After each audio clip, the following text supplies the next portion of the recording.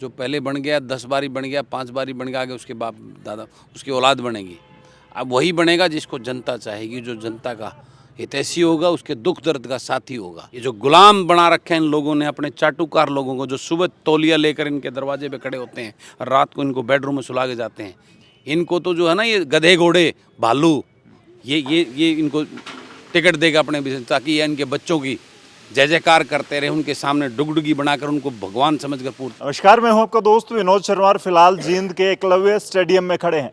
वैसे तो खिलाड़ियों के लिए खेल की बिसातें बिसती हैं, लेकिन राजनीति की बिसात भी फिलहाल इस स्टेडियम से बिसने जा रही है, क्योंकि आप बलराज कुंडू को जानते हैं और कहीं ना कहीं बीजेपी के विरोध में या सत्ता के विरोध में वो मलाई चाटने की बजाय विरोध में खड़े हमें दिखाई देते हैं। फिलहाल कुछ युवा हैं। कुंडू साहब, सबसे पहली बात तो ये है कि कोई बड़ा रिजल्ट इनको नज़र आ रहा है क्या? समस्याएं लेकर आपके पास आ रहे हैं इस तरीके से, या अभी आपको एक पर्चा थमा रहे थे समस्याओं का?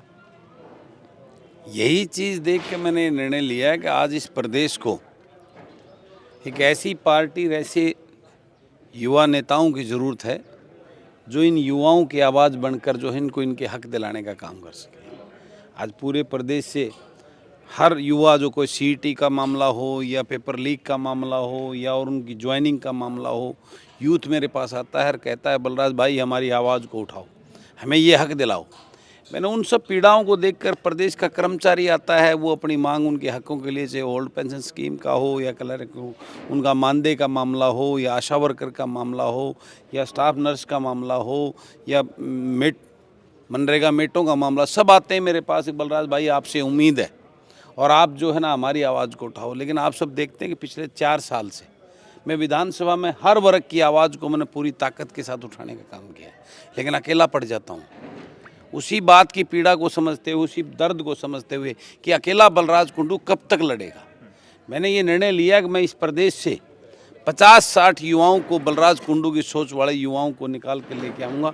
और जब तक विधानसभा के अंदर उस करीब किसान, मजदूर, कमेरा वर्ग के पढ़े लिखे युवा, ऊर्जावान युवा, जब तक उस विधानसभा के अंदर 50-60 की संख्या में पूर्ण बहुत नहीं, तब तक इनका भला नहीं हो सकता। उसी मुहिम को लेकर हमने ये ऐसी सोच के लोगों की युवा इकट्ठा करके हरियाणा जन सेवक पार्टी बनाई है। और उस धरातल से ऐसे युवाओं को, पढ़े लिखे बेटा बेटियों को, उनको भाई बहनों को वो निकाल के लेके आएंगे, उनको उस विधानसभा में ले जाएंगे, तभी इन युवाओं को रोजगार मिलेगा, इनको इनका हक मिलेगा। इसी पीड़ा को लेकर ये लड़ाई मैं लड़ रहा हूँ सरकार के साथ। कुंडू साहब, बात करें 19 तारीख को आपकी रैली है और 2 दिन पहले आप धूप है, पसीने हैं, आप मैदान में हैं। आप हमेशा किसान और एक जवान के बेटी की बात करते हैं, फौजी की बेटी की, वही वजह है। नहीं तो बड़े नेता तो एक दिन आते हैं, हेलीकॉप्टर से आते हैं, सीधा अपने पैड पर उतरते हैं, 2 भाषण देते हैं, चले जाते हैं। आप तैयारी खुद करवा रहे हैं, मैं देख पा रहा हूँ यहाँ पे। देखिए, अभी तो बलराज कुंडू ये पार्टी बनाई है, इस पार्टी के संगठन का विस्तार करेंगे, लोग जुड़ रहे हैं, उसको आगे बढ़ा रहे हैं। आज तो हर चीज़ मुझे वन मैन आर्मी की तरह खुद देखनी पड़ती है और उस सिस्टम को देखना पड़ता है। और 19 तारीख को एक ऐसा जन सैलाब संडे को आपको यहाँ देखने को मिलेगा। उसके बाद देखना, इस प्रदेश की राजनीति में एक भूचाल आ जाएगा। 2023 की दिशा तय होगी राजनीति की, स्पष्ट हो जाएगा यहाँ से, जींद से। इससे 19 नवंबर से 2024 की दिशा तय होगी। 2024 के अंदर ये लूट और झूठ की, ये सपने बेचने वाले लोगों सत्ता में नहीं रहेंगे। और 2024 के अंदर इस प्रदेश के किसान मजदूर का, उनके दर्द समझने वाले युवा चेहरे, उनके बेटा बेटी, उनके भाई बहन इस विधानसभा में बैठेंगे और इस प्रदेश को, इन युवाओं को उनका हक दिलाकर इस प्रदेश को प्रगति की गति पर आगे दौड़ाने का काम करें। कुंडू साहब, एक बड़ा कमाल होता है, आप बीजेपी के विरोध में खड़े रहते हैं, सरकार के विरोध में खड़े रहते हैं, लेकिन लास्ट में मोदी के नाम पे लोग वोट ले जाते हैं। अभी भी कुछ दिन में लोकसभा इलेक्शन आने वाले हैं, लोग कहेंगे कि मोदी जी के नाम पे वोट दे दो, हमें नहीं चाहिए, स्थानीय नेता आएंगे, जीत के चले जाएंगे भारी बहुमत से। फिर कैसे आप उनको रोक पाएंगे, आप जैसे लोग, ये युवा? देखिए, मेरा विरोध सरकार की गलत नीतियों के खिलाफ है। और भाजपा ने तो, इस भाजपा और जजपा की सरकार ने इस प्रदेश का बेड़ा गर्क कर दिया। झूठे सपने दिखाकर इन लोगों की वोट को लूटा। और उसके बाद आलम यह है कि प्रदेश का हर वर्ग, आज हरियाणा प्रदेश बेरोजगारी में नंबर 1 गया। हरियाणा प्रदेश हिंदुस्तान का सबसे अनसेफ स्टेट बन गया है। आज हरियाणा प्रदेश का युवा बेरोजगारी की कश में फंसकर नशे की तरफ और अपराध की तरफ जा रहा है। आज हरियाणा प्रदेश भ्रष्टाचार के अंदर नंबर 1 पे हो गया। आज हरियाणा प्रदेश हर वर्ग चीज़ में देखो, हरियाणा प्रदेश का किसान का आज बदहाली की आलम है। गरीब आज गरीबी की दलदल में है। सरकारें जो है वो 5 किलो फ्री राशन देकर ही गरीब की गरीबी के साथ में शोषण किया जा रहा है। उनको अवकाश, उनका हक देने की बात नहीं की जा रही है कि हर गरीब को उसको कम से कम 15 दिन का काम मिलेगा, 700 रुपये पर डे का वेतन मिलेगा। जब वो गरीब 10-11 हज़ार रुपये अपने मेहनत से कमाएगा तो उसको ना फ्री अनाज की ज़रूरत है, ना फ्री बिजली की ज़रूरत है। उसको भिखारी बनाने की तरफ ले जा रही हैं। उसको फ्री की चीज़ों की आदत डालकर उसको जो है ना, उसको निठल्ला बना के घर पे बिठाने की बात कर रही है। एक मात्र एक वोट डालने की मशीन समझकर उसके साथ ऐसा किया जा रहा है। कुंडू साहब, चलते चलते बात करेंगे, हम तैयारियां भी दिखा पाएंगे थोड़ी सी। सबसे बड़ी बात करें, आप कई बार मैंने कई चैनल्स पर देखा है आपको, अभी भी युवाओं के बीच में बात कर रहे थे कि आपको मिनिस्ट्री का पद दिया जा रहा था और कई बार ये पेशकश आपके सामने रखी गई। क्या वजह है? बड़ी कुर्सी का निशाना आपके दिमाग में था कि सीधा अब ये छोटा समझौता कर लिया तो फिर बड़ी कुर्सी नहीं मिल पाएगी? क्या दिमाग में था? क्योंकि मिनिस्टर के लिए तो लोग लाइन में रहते हैं, लोग कई कोस रहे हैं पानी पी पी के, कई ऐसे विधायक हैं हरियाणा में। देखिए, आप इस बात को किस तरीके से सोचते हैं वो तो आपका और लोगों का नज़रिया है, लेकिन मैं ऐसा मिनिस्टर कैसे बन सकता हूँ, ऐसे मंत्रिमंडल का हिस्सा कैसे बन सकता हूँ जिस मंत्रिमंडल में बेरोजगारी बढ़ाने की नीतियाँ बनती हों, जिस मंत्रिमंडल में किसान को बर्बाद करने की नीतियाँ बनाई जाती हों, जिस मंत्रिमंडल में गरीब का शोषण करने की, फैमिली आईडी में उसको दर दर की ठोकरें खाने की, जिस मंत्रिमंडल में इस प्रदेश के लोगों को पोर्टल का वो बनाकर पोर्टल की लाइन में खड़ा करते हो, ऐसे मंत्रिमंडल का हिस्सा बनना मुझे गवारा नहीं। आपके सामने कई बार जैसे बड़ी बड़ी रेड आपके सामने आई, ये 4 साल का जो दौर रहा, 1 साल बाकी है, कभी डर लगा कि आप सेंटर में भी वो लोग हैं, हरियाणा में भी ये लोग हैं, इनके अपोजिट खड़े रहेंगे तो बड़ी मुश्किलों का आपका बिजनेस है उसमें सामना करना पड़ेगा? देखिए, इन संस्थाओं का दुरुपयोग आज पूरा देश इस बात को जानता है। पॉलिटिकल दवेश की भावना से ये किया जा रहा है, लेकिन ये भी समय है, दौर थोड़ा सा बचा है, गुजर जाएगा, फिर दौर दूसरा आएगा। जनता समझती है हरियाणा की ये बात? बिल्कुल 100% समझती है, और इस बात को, ये दौर है, हमने कोई गलत काम नहीं किया, हम 2 नंबर का काम नहीं करते। मैंने तो कोई सरकार का ऐसा लाभ का पद या मंत्री उसमें जिससे मैंने कोई गड़बड़ घोटाला किया हो, मैं तो खून पसीने कमाई। मैंने लोगों की सेवा कर रहा हूँ, और उसमें अगर मुझे कष्ट दिया जाता है तो वो मैं भगवान में भी विश्वास करता हूँ, वो परमात्मा है, वो मेरी रक्षा भी करेगा और इनको मेरे साथ किए हुए अन्याय का जवाब भी देगा, उसका दंड भी देगा। कुंडू साहब, एक बड़ी बात है शायद एक जाट नेता का नाम आता है हरियाणा में कि जाट लीडर अभी मिल नहीं पा रहा है जनता को। हुड्डा साहब दावा करते हैं कि मैं जाट लीडर हूँ, हरियाणा के जाटों का मैं मसीहा हूँ। उस तरफ चौटाला परिवार करता है, दुष्यंत चौटाला आपके साथ में ही सदन में बैठते हैं। अभय चौटाला की बात कर लें या और दूसरे नेताओं की बात कर लें, क्या कुंडू, बलराज कुंडू का भी यही इरादा है कि जाट नेता बन के, जाटों का लीडर बन के वहाँ से अच्छे खासे वोट मिल जाएंगे? जींद आपने इसलिए चुना? देखिए, मैं कास्टिज्म में विश्वास नहीं रखता, और मैं इस बात में कतई वो नहीं रखता कि मैं जाटों का लीडर बनूं। मैं 36 बिरादरी के लोगों की सेवा करने की भावना से जो है इस पॉलिटिक्स में आया हूं, और आज भी मेरा जो कार्यक्रम, मेरी जो सेवा भाव के छोटे मोटे जो चल रहे हैं, वो गरीब दलित के उत्थान के लिए, उनकी सेवा, उनको आगे बढ़, उनके बच्चों को आगे पढ़ाने के लिए, उस गरीब का इलाज कराने के लिए, उनको और सपोर्ट देने की जो भी मैं कर पा रहा हूँ भगवान की दया से, मैं मेरी हर जो कदम है उस गरीब के उत्थान के लिए है, मेरा किसी कास्टिज्म के नाम पर नहीं।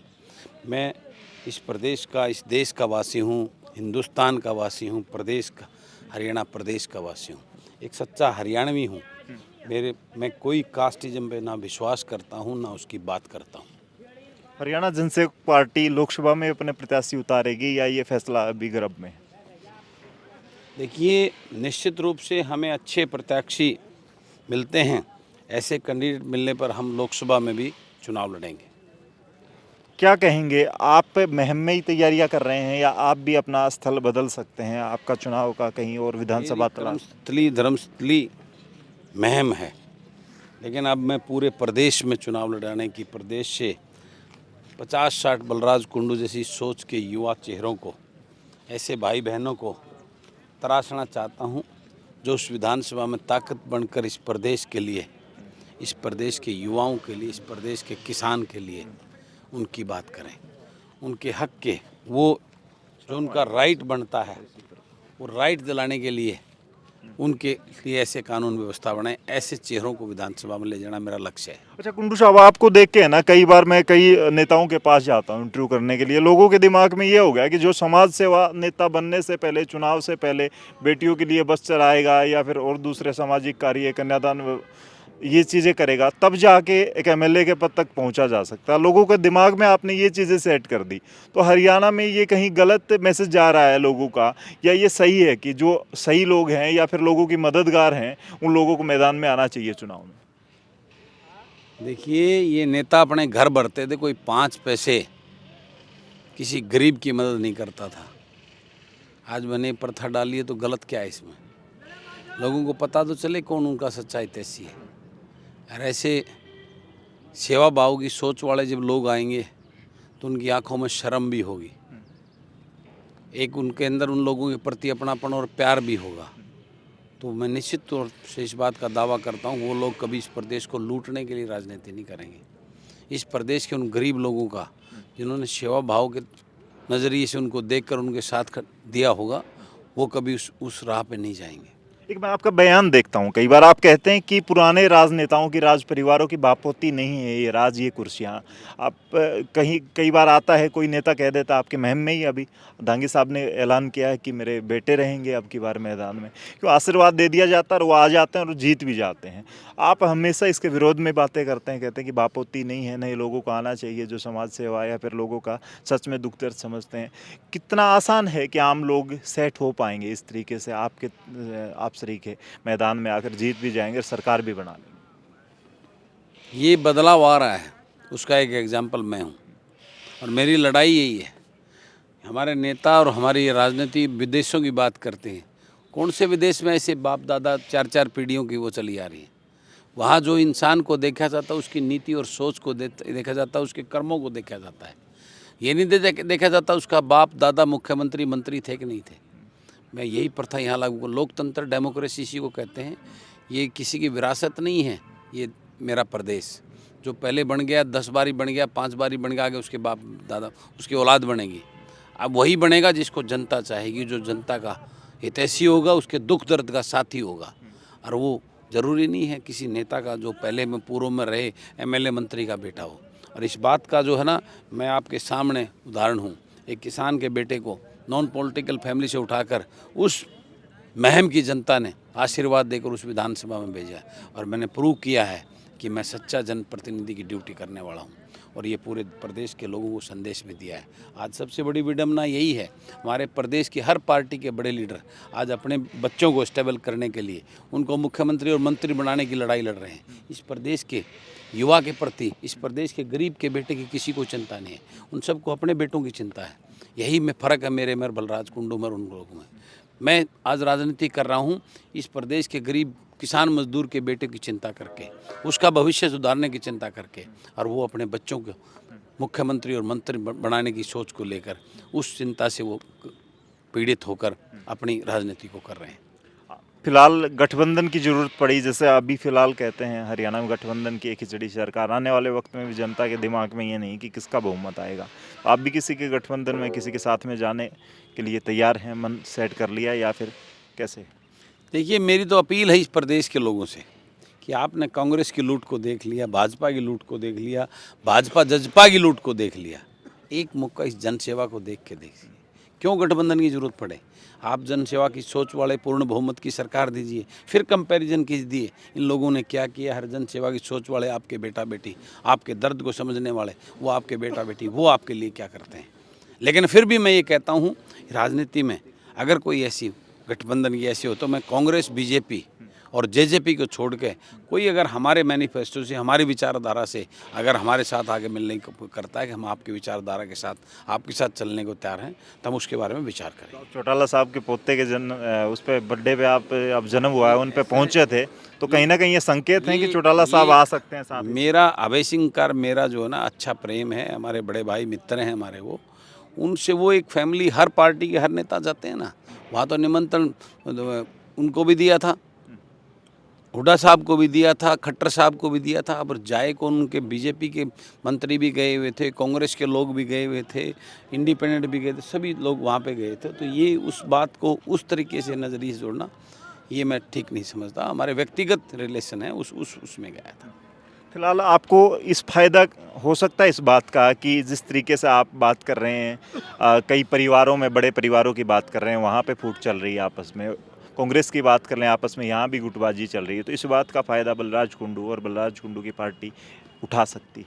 मेरा उद्देश्य इन लोगों की फूट से नहीं, मेरा उद्देश्य जो मैं चला हूँ, जो पॉलिटिक्स में कर रहा हूँ, इस प्रदेश के लोगों को जगाने के लिए निकला हूँ।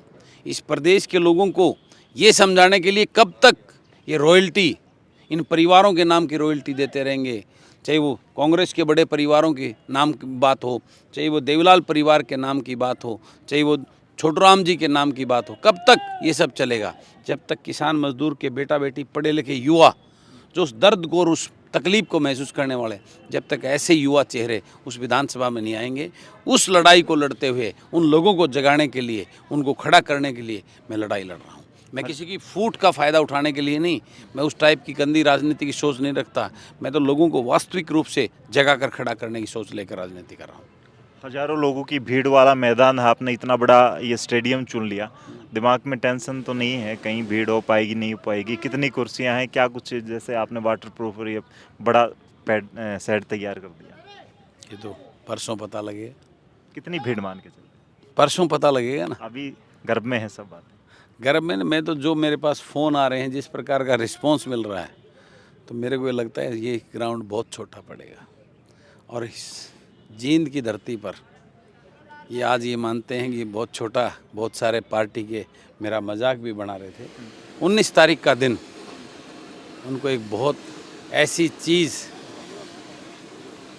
इस ग्राउंड से देखने को और सुनने को मिलेगी कि हरियाणा की राजनीति में भूचाल आ जाएगा। कोई बड़ा नेता भी मंच से नजर आ सकता है, कोई और दूसरा हरियाणा का बड़ा चेहरा या बाहर से कोई? बहुत आपने एक ऐसा सवाल किया। ये रैली जो है ना, ये रैली करने का मकसद इस ज़मीन से उठाकर उनको बड़े नेता पैदा करने की आगाज़ है। ये नेता पब्लिक बनाती है, स्टेज नहीं बनाते। तो मैं यही सोच लेकर चला, उस जनता के बीच से उनके बेटा बेटी को, उनको चुनकर उनको बड़ा नेता बनाने की आगाज़ करने जा रहा हूँ। आइए हम इस ज़मीन से उठाकर पैदा करेंगे। 4 राजघराने बड़े नेता नहीं हैं जो हरियाणा प्रदेश में राजनीति करते हैं, राजनीति की डुगडुगी जिन्होंने बना रखी है, उनसे उठकर किसान के बेटों को जो है ना राजनीति में बड़ा नेता बनाने की सोच लेकर चला है बलराज कुंडू। मान सकते हैं कि पंजाब की तरह एक बयार आएगी और कांग्रेस, बीजेपी और बड़े बड़े जैसे अकाली दल जैसे बड़ी पार्टियों को बहा ले जाएगी बलराज कुंडू की इस रैली के बाद चुनाव में?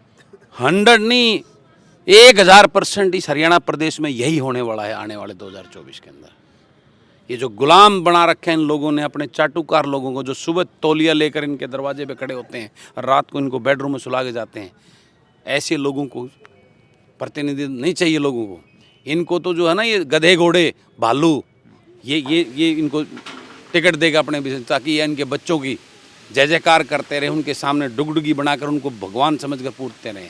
उस किसान मजदूर के बेटे जो ताकतवर बुलंद आवाज़ के साथ अपने परिवार के, अपने किसान की, मजदूर की आवाज़ को उस विधानसभा और लोकसभा में बुलंद कर सके, उसको उसका हक दिला सके, ऐसे चेहरों की प्रोडक्शन करेंगे हम, तब जो है ना प्रदेश का, देश का भला होगा। जी, तो फिलहाल भाई आपने देखा जींद के एकलव्य स्टेडियम से आपके साथ मैं ये तस्वीरें लेकर के आया था। आप देख सकते हैं बहुत बड़ा मैदान है और हरियाणा की राजनीति का भी उतना ही बड़ा मैदान है। हरियाणा की इस मैदान को कौन जीतता है, इस मैदान को कौन मारता है, ये तो 2024 में आम जनता टिकटिकी लगाए इंतजार कर रही है। लेकिन फिलहाल जींद में क्या होने वाला है वो तय करेगा 19 तारीख का आम जनता का जनसैलाब। कितनी भीड़ यहाँ पर होगी वो सब आप इस वीडियो को शेयर करते हुए कमेंट में लिखें, और बलराज कुंडू के आने से हरियाणा की राजनीति में कितना परिवर्तन आपको नजर आ रहा है, फिलहाल इस वीडियो को शेयर करते हुए कमेंट में लिख दें। तब तक के लिए धन्यवाद, राम राम, जय हिंद।